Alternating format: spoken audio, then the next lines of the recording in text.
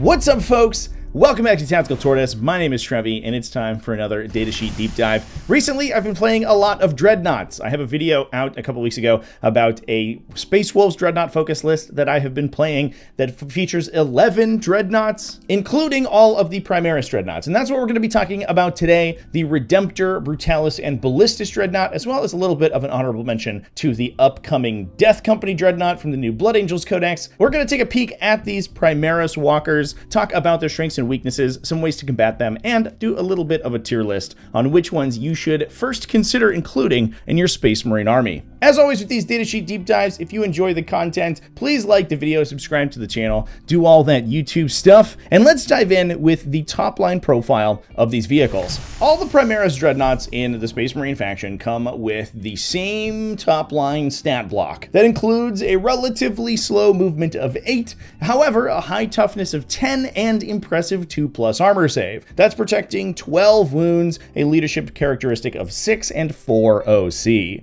This gives us a relatively slow but incredibly durable body. T10 is a good place for most of these kind of mainline battle tanks to be situated at. That's the same toughness value as gladiators or predators, for example, and at 12 wounds with a 2+ save, they are significantly harder to kill than most of those equivalent units elsewhere. All these things come in with the vehicle and walker keywords. The downside, of course, is that the 8-inch movement does make things a little tough for them, but an upside is their walker keyword. At the time of recording, that walker keyword allows these dreadnoughts to spin around freely and ignore any portion of their model not overhanging their base when it comes to moving through terrain features. So, for example, if you are moving these dreadnoughts through tight spaces and their arms were outstretched, those arms would not impede their movement through a tight space or condensed ruins, for example, whereas a normal vehicle like a gladiator would. So while that movement of 8 and the vehicle keyword, meaning that these dreadnoughts do not go through walls, does restrict their movement quite a bit, they are more maneuverable than other battle tanks. And it actually helps to assuage the downside of that low speed. It does feel pretty similar to a Move 10 standard vehicle that would have to pay for rotation and maneuver carefully around terrain features. Now, in my datasheet deep dive last week, I talked about Leman Russ variants and how each one of these unique battle tanks came with the same top line profile but dramatically distinct special abilities, and the Dreadnoughts are the same. Each Dreadnought comes with its own unique ability and an entirely unique selection of weaponry. In fact, more unique than those Leman Russ, since most of their Dreadnoughts have totally different secondary weapons in addition to their different arm-mounted primary weapons. Let's start by talking about the jack of all trades of this chassis. This is the Redemptor Dreadnought, and these guys are focused on absorbing damage and acting as the frontline tanks for your army. This is exemplified by the Redemptor's Duty Eternal ability, which subtracts 1 from the damage characteristic of attacks targeting it. Important to note that, like all damage reduction effects, this does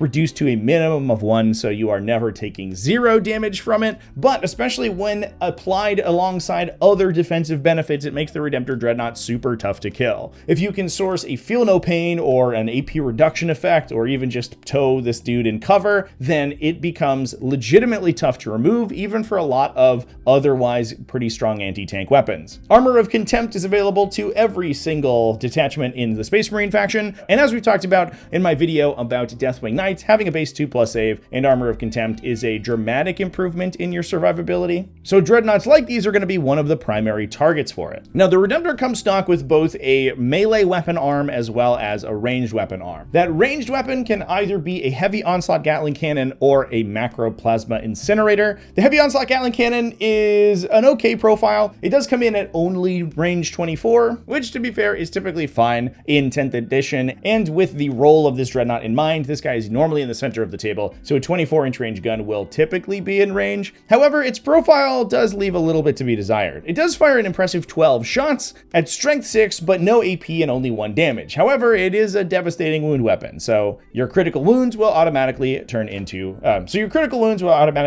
mortal wound. This weapon is supposed to be the infantry sweeper, favor of the platform. However, it is fairly inconsistent, and without any access, at least baked into rerolls on that Gatling cannon, it doesn't have any way to guarantee that it's going to be triggering those devastating wounds, so enemies will likely just save out of it. That is contrasted starkly by the Macroplasma Incinerator, however. This weapon is a D6 plus 1 shot blast weapon. It can be supercharged to become hazardous to improve its strength, AP, and damage. It starts out at a profile of strength 8, AP 3 for 2 damage, but can be improved to strength 9, AP 4 for 3 damage. These plasma weapons tend to be very good against heavy infantry. Things like Terminators or Gravis armored Space Marines go down pretty quickly to blasting 3 damage attacks with an incredibly strong AP value. And the Macroplasma Incinerator is no different. This makes it pretty clearly the choice in most situations, since it is going to be getting that blast keyword, and at a higher strength and AP value, it has a greater chance of converting into most infantry models than the Heavy Onslaught Gatling Cannon does. It also then has a longer range and is better in anti-tank roles, as well as being better against heavy infantry. So it's basically better in almost every situation. The downsides are, of course, that it does have the blast keyword. So once the Dreadnought is engaged, it cannot fire its incinerator into its own melee. That can be counteracted, however, because the Redemptor also gets a bunch of secondary weapons. This includes an underslung weapon on its fist, either an Onslaught Gatling Cannon, a strength 5 8-shot version of the Heavy Onslaught Gatling Cannon, or a Heavy Flamer. The Heavy Flamer is nice, but the Onslaught Gatling Cannon, being a higher volume and longer range, is almost always the choice here. In addition, it can also take some chassis-mounted weapons. This guy gets an Icarus rocket pod, which is unique amongst the Primaris Dreadnought profile. It can also choose between some underslung small arms,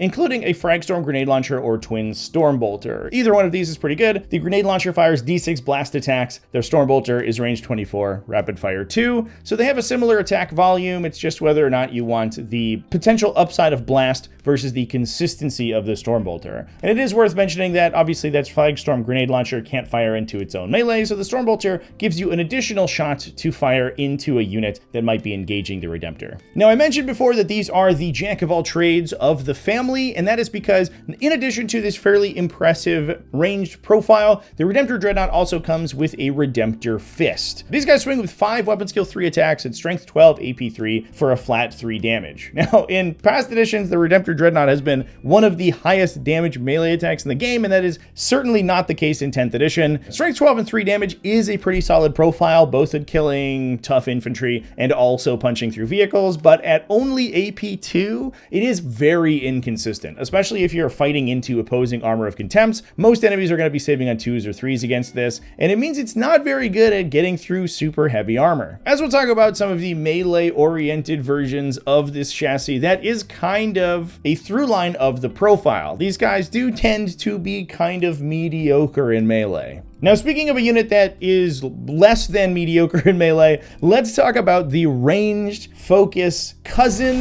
This is the Ballistus Dreadnought. The Ballistus Dreadnought trades that melee attack for being entirely range focused. These guys bring the Ballistus Strike ability, which gives you full hit rerolls against enemies not below half strength, especially compared to a lot of other abilities in 40k that only apply to enemies that are not below starting strength. The Ballistus Strike ability is incredibly powerful. Essentially, if you're firing at a unit that is at least half of its wounds count, or if it's a multi-model unit, at least half of its model count, you get to reroll your hit roll, no questions asked. So for example, firing at another Dreadnought, a 12 wound Dreadnought that has been reduced to 6 wounds, your Ballistus Dreadnought will be getting those rerolls, meaning that you kind of have to more than half kill most enemies for the Ballistus Strike to not apply. This makes the Ballistus incredibly self-sufficient, more so than I think any of the other Dreadnoughts, since the other Dreadnoughts tend to be fairly spiky, either having a low attack volume or a random number of attacks, and then kind of requiring Oaths of Moment to smooth over that spikiness. The Ballistus Dreadnought, more often than not, getting hit rerolls means that you can save that Oaths of Moment for the target that you really need it on, and have the Ballistus Dreadnought consistently firing at your opponent throughout the course of the game. Now, what weapons are they firing? These guys come stock with the Ballistus Missile Launcher and Ballistus las cannon. In fact, they have no weapon options at all. They're packing a chin-mounted Stormbolter, but that's it. They just come with what comes in the box. Honestly, I think this is because Ballistic Strike is so strong. Either these guys got extra weapons and Ballistic Strike would have had to been toned down, or they wanted Ballistic Strike to be so powerful that they didn't apply any additional secondary weapons to this profile. You could easily see these guys carrying the twin heavy stubbers or Icarus rocket pods that the Redemptor or the Brutalis Dreadnought have, but they just don't get those. Now, all that being the case, the weapon profiles here are fairly mediocre. The Ballistic Missile Launcher is essentially two standard missile launchers strapped together. It either fires 2d6 strength 5 frag rounds with the blast keyword, or 2 strength 10 AP2 d6 damage crack rounds. It is important to note that it is not actually two missile launchers. It is a single weapon profile with either 2 or 2d6 attacks. That's important for blast, since blast will only apply once to the attack, not for 2 each d6. So for example, firing at a unit of 20 models would be 2d6 plus 4, not 2 times d6 plus 4. The Ballistic Las Cannon is kind of the highlight there. 2 attacks at range 48, strength 12, AP3 for d6 plus 1 damage. The real exciting part here is the consistency of the Ballistic Dreadnought, and at least at the time of recording, their price. The Ballistic is significantly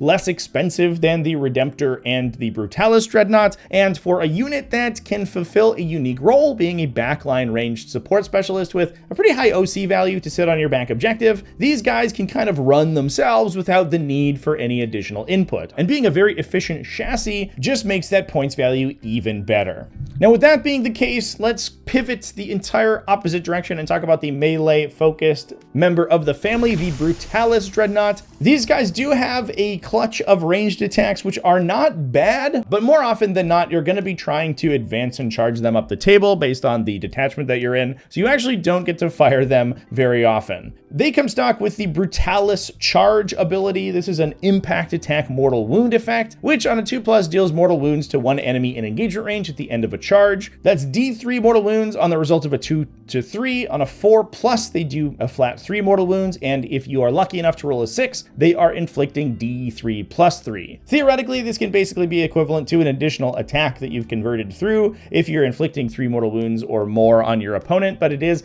a little spiky, and there is a chance it doesn't do anything. In addition, you can also conjoin it with Tank Shock. These guys are T10, so you're probably averaging another 3 or so mortal wounds from a Tank Shock, and putting those two together allows it to potentially clear through chaff units engaging it before it gets to its big attacks, or just punch up into something super tough. What profile is it using to do that punching? It actually does have 2 options, either the Brutalis Fists or the Brutalis Talons. Could have just called them Brutalin. That would have been cool. Now, these may look like kind of the same profile. The difference, however, is that the Brutalis Fists come stock with a pair of bolt rifles as well. And if you don't want to take the bolt rifles, you get the option of a sweep profile on the Talons. Either way, their strike profile is the same at 6 attacks at strength 12, AP2 for 3 damage. Basically a slightly higher volume version of the Redemptor melee attack. However, they all have the twin linked keyword, adding a little bit of consistency to these guys. The Talons then get a strength 7, AP2, 1 damage sweep attack to clear infantry at an impressive volume of 10. If you choose not to take that sweep profile, you can equip the Brutalis bolt rifles. These are 4 strength 4 AP1 shots with twin linked. It's a nice profile to have, but not a huge deal. As I mentioned before, a lot of times the Brutalis are advancing around the table, so they rarely get to shoot their guns. So having the opportunity to sweep against infantry does feel pretty strong. On top of that, they also get a chin-mounted heavy weapon, either a heavy bolter or a twin multi-melta, either one of them being a twin-linked version of the aforementioned gun. Given that these guys want to be up close and personal to their opponent more often than not, you are taking the multi-melta on them. However, as I mentioned before, many times they are advancing up into the fight and they rarely get to shoot them. Last and maybe least on their profile is a twin heavy stubber. This is an Icarus weapon, so it is anti-fly 4+, and is twin-linked at 3 shots at strength 4 AP1 for 1 damage, and can rapid fire within 18 inches for up to 6 shots. It's a nice way to sweep infantry, and especially when compared with either the Brutalis Talon sweep attack or the bolt rifles, these guys will be killing a lot of very light infantry fairly quickly, which is a little bit of a weakness that this chassis has, is clearing through those infantry, especially if a Redemptor Dreadnought is taking a bunch of blast weapons. Although, given their resilience, they are still able to, over a long enough time frame, clear through those other units.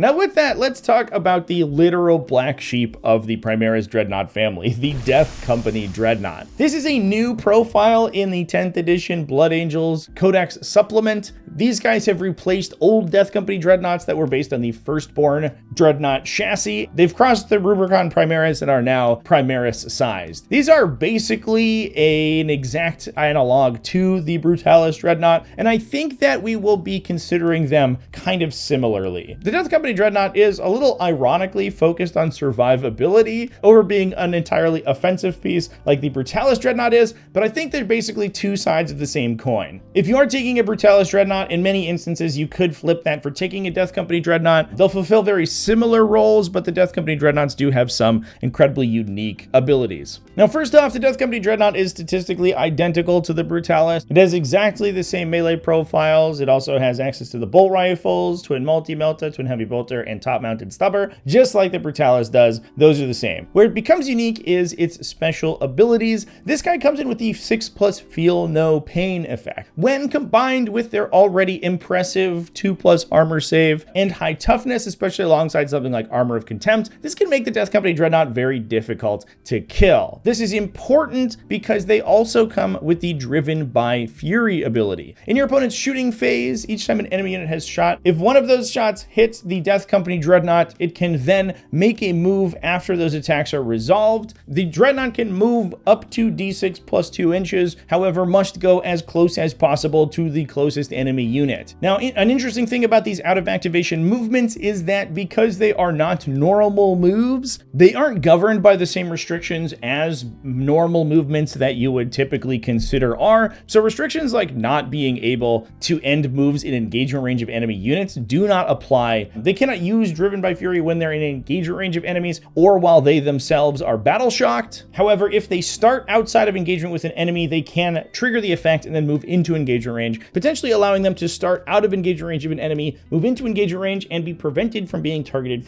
by future attacks during that same shooting phase. This can sort of compound their resilient defensive profile and is definitely assisted by the fact that they do have a feel no pain, so it's highly unlikely they get one tap killed by a single enemy activation. This movement is optional, so you can choose not to move. However, the downside of the movement is that you must move as close as possible to the nearest enemy when you do make it, potentially forcing the Death Company Dreadnought to break cover. It is also important to note that this only triggers once per phase and only in your opponent's shooting phase. So if they are fired at in other phases like Overwatch, for example, this actually doesn't apply. Effects like these tend to be kind of an additional defensive benefit, since your opponent very rarely wants to give your melee focused Dreadnought additional movement up the table and potentially free engagement with them, interrupting their charges and allowing the Dreadnought to attack first, which often means that they will simply refrain from shooting at the Dreadnought until such time that they can entirely kill it. So in a bit of a roundabout way, this effect basically adds another layer of defense, on top of that already pretty impressive feel no pain on a relatively high wounds count. Now, as a Death Company unit, this guy is also subject to the Black Rage, the other datasheet ability that it has. This changes its characteristics when it is within 12 inches of a friendly chaplain model. It becomes objective control 0 and cannot fall back if there are no nearby chaplains. However, if there are, it gets hit rerolls. If you are in a situation where you are taking chaplains and they are going to be in a similar position on the battlefield to the Death Company Dreadnoughts, this makes the Dreadnought kind of a melee version of the Ballistus Dreadnought. These guys would get hit rerolls in melee, not requiring Oaths of Moment to help them out, and then also get wound rerolls as well, since all of their melee weapons are twin linked. This does only affect their melee attacks, so it doesn't affect their guns at all, but in the cases where they can operate kind of nearby chaplains, they can act fairly self-sufficiently. This actually makes them a fairly impressive profile when compared to the other varieties of Dreadnoughts,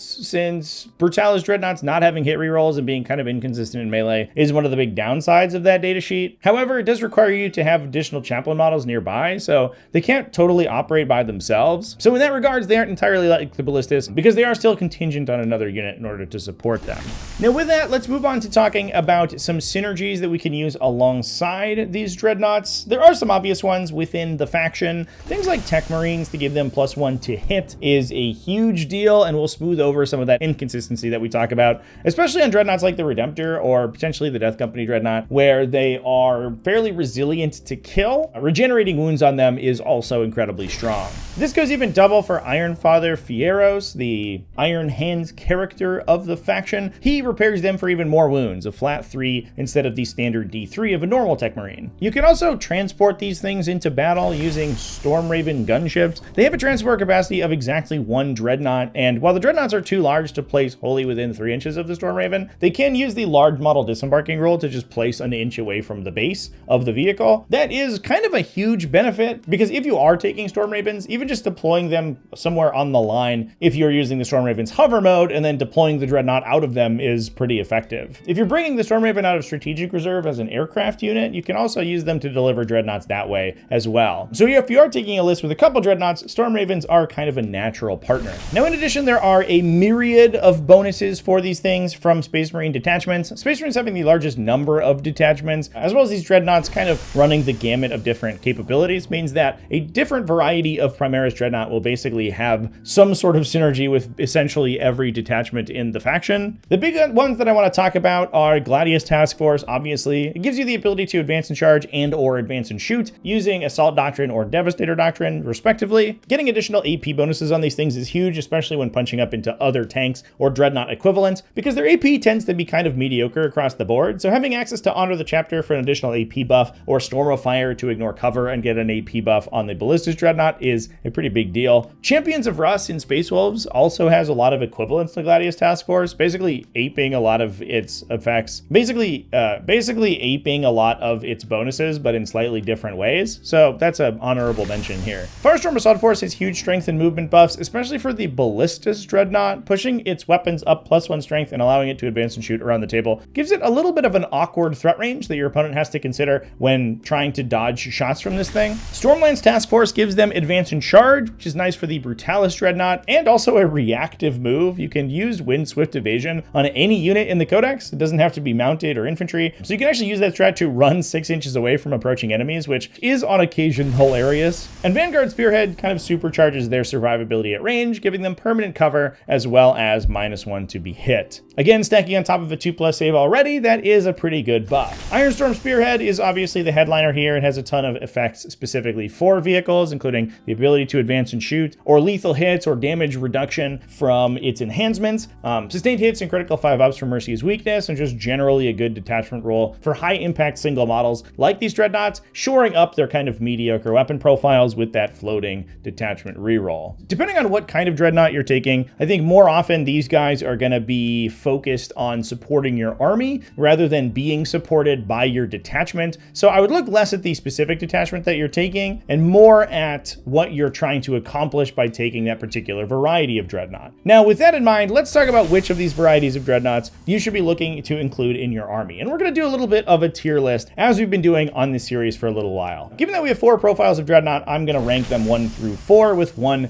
being the most likely for inclusion. And starting at the top, let's start with number 1, the Ballistas Dreadnought. As I mentioned before, this guy is incredibly self-sufficient. He does not require Oaths of Moment to hit, and at the time of recording is incredibly cheap. This allows you to slot 2 or even 3 Ballistas Dreadnoughts into an army that doesn't necessarily support ranged attacks at all. And as I mentioned before, a lot of times what you're going to be looking for in these Dreadnoughts are ways to support the remainder of your army rather than vice versa. With a lot of Space Marine detachments like Stormlands Task Force, for example, or even some varieties of Gladius Task Force, the army is focused almost entirely on melee attacks and really needs a shooting platform in order to shore up matches where their opponent isn't committing into that melee engagement. And the Ballistas Dreadnought comes in perfectly here. One downside that Space Marines often have is a threat overload, where enemies will give them multiple things that they have to answer all at once. Oaths of Moment can only be targeted on a single unit most of the time, so Space Marine armies are often looking for ways to include reliable attacks that aren't necessarily contingent on those Oaths of Moment. That's why we see a lot of times Eradicators seeing a lot of play in Space Marine armies, because they are incredibly strong at clearing heavy armor and tanks at short range without requiring Oaths of Moment, since they'll get hit rerolls baked in. And the Ballistas Dreadnought is almost identical. If your opponent puts things out in the open, the Ballistas Dreadnought is going to be able to sit in the back of your table edge, fire rockets and laser cannons away at it, and reroll its hits, getting an incredibly smooth damage curve without the need for any input for the rest of your your army. Also doing so without breaking the bank and on a 2+ save makes these guys incredible. While they do have a little bit of a problem with getting engaged, they can't really do anything about that. And while they can still shoot at their opponents, since their weapons typically aren't blast weapons unless they're taking frag storm grenades or firing frag missiles out of their missile launcher, that will still bog them down for quite a while. Now moving on to the next Dreadnought in the lineup, let's talk about the Redemptor Dreadnought. Because they are so well-rounded, they can shore up a lot of an army's weaknesses in a variety of ways. Not only are they a good scenario piece, being relatively high OC and difficult to kill, they're also pretty okay in melee and good at shooting, giving you a pretty good jack-of-all-trades unit in every arena of the game. If you need a thing to stand in the center of the table and be very annoying to kill, Redemptor Dreadnoughts are here for you. And while a single Redemptor Dreadnought will go down eventually to enemy shooting, it will usually take quite a while to knock it out, especially if you're applying other buffs like Armor of Contempt on top of it. While these guys are damage tanks, I think the offensive output is really the downside here. Their weapons are very inconsistent without any access to natural hit rolls outside of Odes of Moment, and if you're taking macro plasma, which most of the time you are sort of relying on that D6 shot weapon to determine how much damage you're going to inflict. These guys could potentially spike out something super big with a bunch of lethal hits or high wound rolls and a high shot count, especially when combined with the weapon's naturally high AP. The downside is that you have no way to ensure if they're going to be inflicting that damage. And they're thoroughly mediocre in melee. Their high strength and 3 damage is nice, but at only 5 attacks with no rerolls and low AP, it's fairly inconsistent. They fit the role of jack of all trade to a T in that they're the master of no specific arena of combat, but are still pretty good in all of them. Now we'll move down to my third pick on the list here, and this one might be a little controversial, and to be honest, maybe a little premature, because at the time of recording, we actually don't know what the final points values will be for the new Blood Angel supplement, but I'm going to be placing the Death Company Dreadnought here. Assuming this thing comes in at the same price point as a